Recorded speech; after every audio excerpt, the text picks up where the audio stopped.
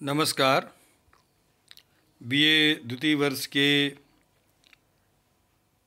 इतिहास पढ़ने वाले विद्यार्थियों का द्वितीय प्रश्न पत्र राजस्थान के इतिहास का सर्वेक्षण में स्वागत है। पहली इकाई का जो अंतिम बिंदु है वो चौहान वंश को लेकर के है।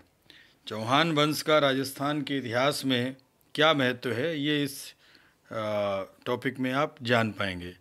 प्रारंभिक चौहान शासक और राय पिथौरा पृथ्वीराज चौहान की बात की जाए, उससे पहले चौहान राजवंश की उत्पत्ति एवं मूल स्थान की भी चर्चा करना उचित प्रतीत हो रहा है।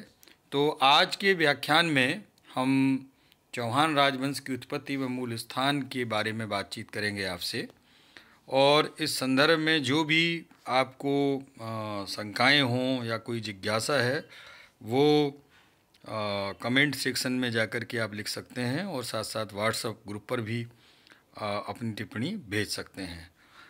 चौहान राजवंश का राजस्थान के इतिहास ही नहीं बल्कि उत्तर भारत के इतिहास में महत्वपूर्ण स्थान रहा है, और चौहान वंश आते ही पृथ्वीराज चौहान का स्मरण होता है। और उस सिलसिले में जो चंदबरदाई का प्रसिद्ध कथन है, 4 बांस 24 गज अंगुल अष्ट सुजान, ताऊ पर सुल्तान है ना चूके चौहान। यह ऐसा कथन है जो रासो साहित्य की वीर गाथात्मक जो प्रवृत्ति है उसको द्योतित करता है। तो चौहानों की उत्पत्ति के बारे में बहुत अधिक मतभेद हैं। उसका प्रमुख कारण यह है कि स्वयं चौहान अभिलेखों, साहित्यिक ग्रंथों एवं प्रचलित जनश्रुतियों में इतनी अधिक विभिन्नताएं हैं कि किसी एक निर्णय पर नहीं पहुंचा जा सकता है। इस संबंध की अनेक प्रवृत्तियों को सामान्यतः 2 वर्गों में विभक्त किया जा सकता है। एक वर्ग उनका जो अन्य कई राजपूत जातियों की तरह चौहानों को भी विदेशी उत्पत्ति या विदेशी वंश का स्वीकार करते हैं, और दूसरा वर्ग उनकी उत्पत्ति भारतीय क्षत्रिय अथवा ब्राह्मण मूल से मानता है। तो इस तरह से 2 वर्ग, यानी एक विदेशी वर्ग जिसमें इनको विदेशी उत्पत्ति इनकी बताने का प्रयास किया जाता है, और दूसरा वर्ग जिसमें भारतीय और साथ साथ ब्राह्मण अथवा क्षत्रिय इनको स्वीकार किया जाता है। अब सबसे पहले विदेशी मूल का जो सिद्धांत है उस पर विचार करते हैं। तो राजपूताने का इतिहास लिखते समय कर्नल टॉड का ध्यान पृथ्वीराज रासो तथा उस प्रकार के चारण साहित्य के उन उल्लेखों की ओर गया जहां परमार, प्रतिहार, चालुक्य और चौहान नामक वीरों की उत्पत्ति आबू पर्वत के उस यज्ञ कुंड से बताई गई है जो मलेच्छों व दैत्यों से ऋषियों के यज्ञ की रक्षा के लिए वशिष्ठ की मंत्र शक्ति से उत्पन्न हुए थे। कर्नल टॉड ने इन जनश्रुतियों को ही नहीं माना, किंतु उन्होंने अनार तक्षकों, सीथियाई जातियों से चौहानों की उत्पत्ति मान ली। इस निर्णय के पीछे उनका मत यह था कि सीथियाइयों और भारतीय राजपूतों के अनेक रीति रिवाज, धार्मिक विश्वास और पूजा पद्धतियां एक जैसी हैं। परंतु विलियम क्रुक ने इस मत का खंडन किया, और इस्मथ ने यह मत यथावत स्वीकार करते हुए तथा अग्नकुलीय वंशों को गुर्जरों की संतान माना। किंतु इन सभी मतों का आधार काल्पनिक ही है। चौहानों की विदेशी सीथियाइयों अथवा गुर्जरों से संबंध होने का कोई भी प्रमाण भारतीय साहित्य से प्राप्त नहीं होता है, जबकि अभिलेखों आदि के प्रमाण बिल्कुल भिन्न हैं। बीकानेर राज दरबार के पुस्तकालय से उपलब्ध उसकी सबसे प्राचीन हस्तलिपियों में और हस्त पांडुलिपियों में ऐसी कोई कथा नहीं मिलती जिससे स्पष्ट हो कि रासों के क्रमशः बढ़ते हुए कलेवर में चारणों ने बाद में अग्निकुलों की कथा पिरो दी। यह असंभव नहीं है कि इस कथा का आधार पद्मगुप्त कृत नवशैशांक चरित का वह विवरण हो जिसमें परमारों की उत्पत्ति वशिष्ठ द्वारा विश्वामित्र से अपनी कामधेनु की रक्षा के लिए बताई गई है। किंतु इस प्रकार की कथाओं का चौहान अभिलेखों व समकालीन साहित्य में कोई उल्लेख नहीं है, अतः उन्हें तथ्यात्मक नहीं माना जा सकता है।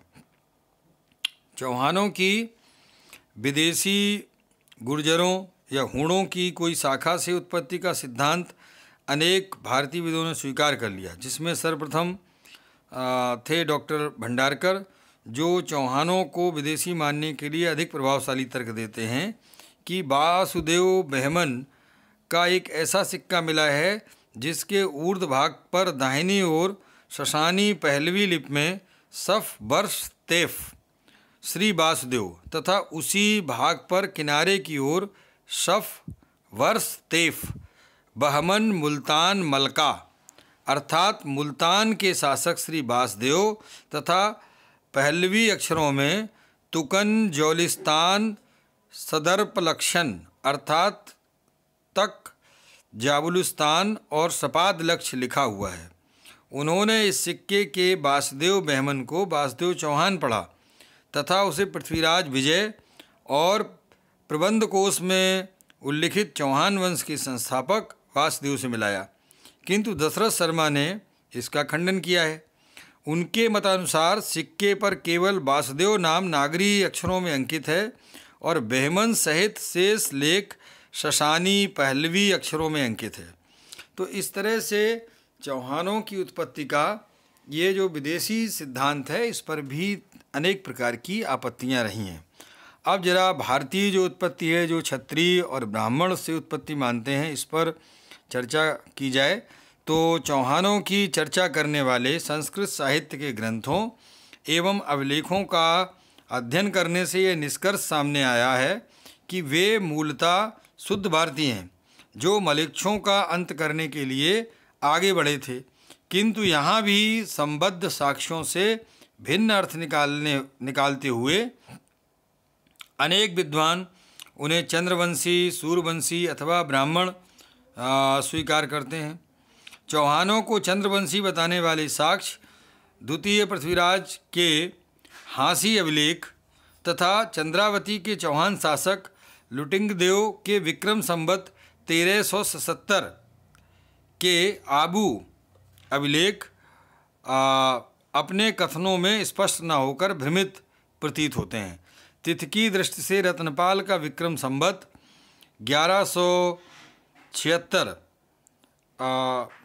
जिसे ईस्वी में अगर परिवर्तित करें तो यह 1119 ईस्वी के करीब का होता है, का जो सेवदी ताम्र पत्रलेख है, वो चौहानों की उत्पत्ति की चर्चा करने वाला सबसे पहला अभिलेख है, जिसके अनुसार प्राचादिगपाती है ना, प्राचादिगपाती इंद्र की आँखों से एक व्यक्ति निकला जिससे चौहान वंश का उदय हुआ। यहाँ पर इंद्र को 12 आदित्यों में एक मानकर चौहानों को सूर्यवंशी माना गया है। विग्रहराज वीजल देव का सरस्वती मंदिर आजकल का 2.5 दिन का झोपड़ा जो अजमेर में है, में लिखित एक खंडित अभिलेख यह सूचित करता है कि अजमेर के चौहान वंश का संस्थापक इक्ष्वाकु और राम के कुल से उत्पन्न हुआ था। इसी प्रकार तृतीय पृथ्वीराज की बेदला प्रशस्त में भी चौहानों को सूर्यवंशी माना गया है। साहित्यिक ग्रंथों में जैनक भट्टकृत पृथ्वीराज विजय काव्य चौहानों के प्रथम राजा वासुदेव की उत्पत्ति सूर्यकुल से बताता है। नयचंद सूरी चौहानों की उत्पत्ति के बारे में हमीर महाकाव्य में कहते हैं कि ब्रह्मा का कमल गिरने के कारण वह यज्ञ स्थान पुष्कर कहलाने लगा और उसकी रक्षा करने वाले सूर्यमंडलोत्पन्न वीर ने चतुर्मुख ब्रह्मा से सार्वभौम सत्ता प्राप्त कर राजाओं पर वैसे ही शासन किया जैसे सूर्य पर्वत सिरों पर शासन करता है। चौहान नाम से यही व्यक्ति अपने वंश का मूल हुआ। तो इस तरह से ये सूर्यवंशी क्षत्रिय के रूप में जो साक्ष्य हैं उनकी चर्चा मैंने आपके सामने प्रस्तुत की। अब जरा ब्राह्मण मूल की ओर निर्देश की ओर ध्यान देते हैं। चौहानों के ब्राह्मण होने के अनेक प्रमाण उनके अभिलेखों में उपस्थित हैं। सबसे पहले सोमेश्वर के विक्रम संवत 1226 और ईस्वी में अगर इसे बदलेंगे तो 1119-20 ईस्वी के बिजोलिया प्रशस्त लेख में कहा गया है कि अनेक सामंतों वाला सामंतराज नामक विप्र अहिछत्रपुर में श्री वत्स गोत्र में पैदा हुआ। यह सामंत राज चौहानों का पहला शासक था। जालौर के चौहानों को बताने वाला चाचिक देव, जिसका 1281 ईस्वी का सुंदा अभिलेख, जिसमें 1319 ईस्वी का ये सुंदा अभिलेख है, ये वंश को नाम देने वाले चौहानों को वत्स ऋषि की आँख से उत्पन्न बताता है। तो वत्स ऋषि के चौहानों के संबंध की पुष्टि लुटिक देव के आबू जो लेख है विक्रम संवत 1377 से भी प्रमाणित होती है। विभिन्न साक्ष्यों के आधार पर चौहानों के मूल पुरुष को पल्लवों, कदम्ब और गुहिलों की तरह विप्र अर्थात ब्राह्मण स्वीकार करना आश्चर्यजनक नहीं है। सभी साक्ष्यों की तुलना करने पर सर्वप्रथम यह कहा जा सकता है कि आबू के अग्निकुंड से, वशिष्ठ आदि ऋषियों के मंत्र से चौहानों की उत्पत्ति की कथाएं पूर्णतः मनगढ़ंत हैं।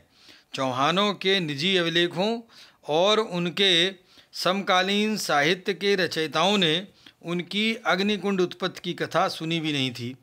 इसी कारण किसी ने भी उनका उल्लेख नहीं किया। अतः उन्हें पूर्णतः अनैतिहासिक और अविश्वसनीय मानते हुए चौहानों के विदेशी मूल के होने का सिद्धांत भी तत्वहीन स्वीकार करना होगा। किंतु प्रश्न यह उठता है कि उन्हें भारतीय मूल का स्वीकार करने पर उन्हें ब्राह्मण मानना चाहिए अथवा क्षत्रिय। तो चौहान अभिलेखों से उन्हें ब्राह्मण व क्षत्रिय दोनों होने के समर्थन में साक्ष्य प्राप्त होते हैं। मूलतः चौहानों के पूर्वज वत्स नामक ब्राह्मण ऋषि से उत्पन्न हुए थे। वे इसी कारण अपने को वत्स गोत्री भी कहते हैं। अनेक अभिलेखी साक्ष्यों से यह बात स्पष्ट है कि चौहानों को 14वीं सदी तक यह भली भांति याद था कि वे मूलतः वत्स ऋषि के वंशज थे, किंतु बाद में उन्हें यह भी ज्ञात था कि उनके पूर्वज बहुत दिनों पूर्व ब्राह्मणों का कार्य छोड़कर क्षत्रिय कर्म अपना चुके थे। इस वर्ण परिवर्तन के बाद वे रघुकुल से जोड़े जा चुके थे। रघुकुल तिलक, जैसा पिछले राजपूतों की उत्पत्ति में हमने चर्चा की थी, तो रघुकुल तिलक से जोड़े जा चुके थे, जिसके अनेक प्रमाण उनके साहित्य एवं अभिलेखों से प्राप्त होते हैं। यह वर्ण परिवर्तन कब हुआ, यह ज्ञात करने का हमारे पास कोई मजबूत साधन नहीं है, किंतु इतना स्पष्ट है कि उनके राजत्व के चरमोत्कर्ष के दिनों में सारा भारतीय समाज उन्हें क्षत्रिय स्वीकार करता था और क्षत्रिय परिवारों से उनके सवर्ण विवाह होने लगे थे। अतः उन्हें सेनों, परमारों और गुहिलोतों की तरह ब्रह्मोत्पत्त क्षत्रिय अथवा ब्रह्म क्षत्र कुलीनों की श्रेणी में रखना चाहिए। अब जो आज के व्याख्यान में हमने दूसरा मूल स्थान या मूल क्षेत्र की बात की है, तो इस पर भी हमें विचार करना चाहिए। चौहानों के साहित्य और अभिलेखों में उन्हें सपाद लक्ष्य देश का शासक कहा गया है। चौहान राज जो था वो दूर दूर तक समय समय पर विस्तृत होता रहा। कालांतर में हम आपको जब बताएंगे सोनीगरा चौहान, खींची चौहान, इनकी चर्चा बाद में थोड़ा सा करेंगे।